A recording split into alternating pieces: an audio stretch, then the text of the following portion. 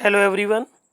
आज हम लोगों का नमा दिन है जिसमें आज हम जेएलओ का पेपर 2 जो है सीपीसी और सीआरपीसी का 2019 का उसको आगे 81 प्रश्न से आगे लेके चलेंगे। पिछले 80 प्रश्न हम 8 दिनों में करा चुके हैं आपको। इससे पहले हम आपको पूरा जेएलओ राजस्थान का पूरा सिलेबस दे चुके हैं जिसमें सीपीसी सीआरपीसी एविडेंस कॉन्स्टिट्यूशन सारे सब्जेक्ट हमने प्लेलिस्ट बना दी है 2023 करके। जेएलओ 2023 करके पूरी प्लेलिस्ट है। आप हमारे चैनल को अगर अभी तक सब्सक्राइब नहीं किए हैं सब्सक्राइब कर ले, सारी चीज़ें आपको लिस्ट वाइज मिल जाएंगी। वहाँ हमने नंबर दे रखा है अपना व्हाट्सएप नंबर, उस पर आप संपर्क कर लीजिए। कोई ज़रूरत हो आपको हमारी मदद की तो हम आपकी मदद कर देंगे। पहला प्रश्न 81 नंबर का आज का हम लोगों का टर्न का पूछा गया है कि निम्नलिखित में से कौन से व्यक्तियों पर एक साथ आरोप नहीं लगाया जा सकेगा। तो एक साथ संयुक्त विचारण की बात हुई है या एक साथ आरोप लगाने की बात हुई है सीआरपीसी की धारा 223 में। तो कौन से व्यक्ति नहीं है जिनका संयुक्त विचारण होता है ये बताना आपको। तो पहला ही ऑप्शन देखें, ध्यान से पढ़ना होगा। जब नहीं पूछ लिया जाए तो आप बहुत ध्यान से पढ़ा करें प्रश्न को। पहले ऑप्शन में लिखा है वे व्यक्ति जिन पर भिन्न संव्यवहार के अनुक्रम में किए गए एक ही अपराध का अभियोग है। यही ऑप्शन सही है 81 का कि अगर भिन्न संव्यवहार हैं और एक ही अपराध है तो ऐसे व्यक्तियों का संयुक्त विचारण नहीं हो सकता। बाकी ऑप्शन नंबर 2, 3 और 4 इन सब में क्या होगा, संयुक्त विचारण हो सकेगा व्यक्ति का। फिर प्रश्न संख्या 82 पर आ जाइए। 82 क्या कहती है प्रश्न संख्या 82? पूछा गया आपसे कि दंड प्रक्रिया संहिता 1973 की धारा 306 संबंधित है। तो धारा 306 सीआरपीसी की सह अपराधी को क्षमादान से संबंधित है। ऑप्शन नंबर 4 सही है 82 का। फिर क्वेश्चन नंबर 83 पर आ जाइए। पूछा गया है कि दंड प्रक्रिया संहिता 1973 की धारा 313 के संबंध में कौन सा कथन सत्य नहीं है। सत्य नहीं है ये बात ध्यान रखेंगे। तो 313 जैसा कि आप जानते हैं सीआरपीसी की धारा 313 अभियुक्त व्यक्ति की परीक्षा से संबंधित होती है। तो पहला ऑप्शन देखें क्या कह रहा है, जब अभियुक्त की परीक्षा की जाती है तब उसे कोई शपथ नहीं दिलाई जाती। ये सही बात है, आपको गलत बताना है। दूसरी बात कही गई है दूसरे ऑप्शन में अभियुक्त प्रश्नों का मिथ्या उत्तर देने से दंडनीय हो जाएगा। नहीं, गलत है। अभियुक्त अगर गलत उत्तर भी देता है तब भी उसको मिथ्या उत्तर देने के लिए दंडित नहीं किया जाता है। ऐसा बताती धारा 313 सीआरपीसी के। इसलिए ये जो ऑप्शन 2 है ये सत्य नहीं है, मतलब 83 का ऑप्शन नंबर 2 सही है। तीसरे प्रश्न में पूछा गया कहा गया है ऑप्शन में प्रश्न नहीं, जो 83 का ऑप्शन नंबर 3 है। समन मामले में जहाँ न्यायालय ने अभियुक्त को व्यक्ति हाजिरी से अभिमुक्ति दे दी है वहाँ उसकी परीक्षा से भी अभिमुक्ति दे दी जाएगी, बिल्कुल दे दी जाएगी। न्यायालय सुसंगत प्रश्न तैयार करने में प्रतिरक्षा काउंसिल का सहायता ले सकता है, बिल्कुल ले सकता है। कहने का मतलब है 83 क्वेश्चन का सिर्फ ऑप्शन नंबर 2 गलत है, इसीलिए ऑप्शन नंबर 2 सही है उत्तर के हिसाब से। सत्य का ये क्योंकि ये सत्य कथन नहीं है, बाकी सारे 1, 2 और 4 कथन सत्य हैं। फिर आ जाइए प्रश्न संख्या 84 पर। 84वें प्रश्न में पूछा गया कि सेशन न्यायालय द्वारा पारित मृत्युदंड को कौन पुष्ट कर सकता है। तो दंड प्रक्रिया संहिता की धारा 366 में बिल्कुल साफ कहा गया कि सेशन न्यायालय जो दंड देता है उसकी पुष्टि उच्च न्यायालय करता है। तो ऑप्शन नंबर 1 सही है 84वें प्रश्न का। 84 का ऑप्शन नंबर 1 सही है। 85वें प्रश्न में क्या पूछा गया है, संक्षिप्त विचारण में से कौन सी प्रक्रिया का अनुसरण किया जाता है। जो संक्षिप्त विचारण होता है मामलों का उनमें कौन सी प्रक्रिया अपनाई जाती है, बहुत प्रश्न पूछा जाता है ये। तो सेशन न्यायालय के समक्ष विचारण की प्रक्रिया बिल्कुल नहीं। पुलिस रिपोर्ट पर संशोधित मामलों की विचारण की प्रक्रिया बिल्कुल नहीं। समन मामलों की विचारण प्रक्रिया बिल्कुल सही है ऑप्शन नंबर 3। 85 का ऑप्शन नंबर 3 सही है क्योंकि जो संक्षिप्त विचारण है उनमें सम्मन मामलों की प्रक्रिया के अनुसार विचारण किया जाता है। तो जो सम्मन मामलों में विचारण की प्रक्रिया होती है वो वही संक्षिप्त विचारण के मामलों में प्रक्रिया अपनाई जाती है। तो ऑप्शन नंबर 3 सही है 85 का। फिर आ जाइए क्वेश्चन नंबर 86 पे। 86 में पूछा गया है कि निम्नलिखित में से किस अपराध का शमन न्यायालय की अनुज्ञा के बिना किया जा सकता है।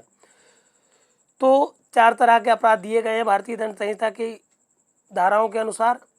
इसमें से आप पहला ही ऑप्शन ध्यान से देखें, 86 का कि भारतीय दंड संहिता 1860 की धारा 323 के अधीन स्वेच्छा उपपत्ति कारित करना।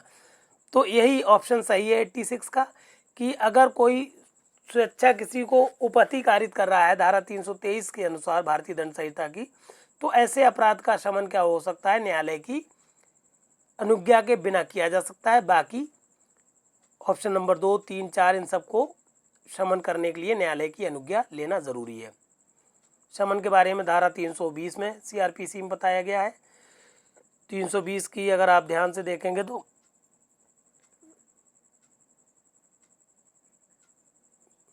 प्रथम अनुसूची बनी है, उसमें न्यायालय की अनुमति नहीं ली जाती है, दूसरी अनुसूची में अनुमति ली जाती है। डिटेल्ड हम पढ़ा चुके, पूरी सीआरपीसी पढ़ा चुके अपने मैटर में, इसलिए हमारे डिटेल्ड मैटर को जाके चैनल को सब्सक्राइब करने के बाद complete CrPC for JLO Rajasthan 2023 की प्लेलिस्ट हमने बना दी है, बिल्कुल उसमें जाके सारे आप डिटेल्ड स्टडी कर सकते हैं फ्री ऑफ कॉस्ट।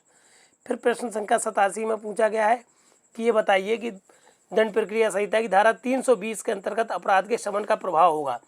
बहुत आता है ये प्रश्न। तो अगर 320 धारा जो सीआरपीसी का है इसके अनुसार किसी व्यक्ति के अपराध का शमन कर दिया गया है, तो ऐसे शमन का प्रभाव क्या होता है, अभियुक्त की दोष मुक्ति होता है। बहुत आता है ये प्रश्न। तो ऑप्शन नंबर 2 सही है 87वें प्रश्न का। 86 का ऑप्शन नंबर 1 सही था और 87 का ऑप्शन नंबर 2 सही है। 88 प्रश्न पूछा गया 88 नंबर पर कि जब मजिस्ट्रेट पर्याप्त कठोर दंड का आदेश नहीं दे सकता तो वो दंड प्रक्रिया संहिता 1973 की धारा 325 के अंतर्गत कार्रवाई एवं अभियुक्त को किसके पास भेज सकता है।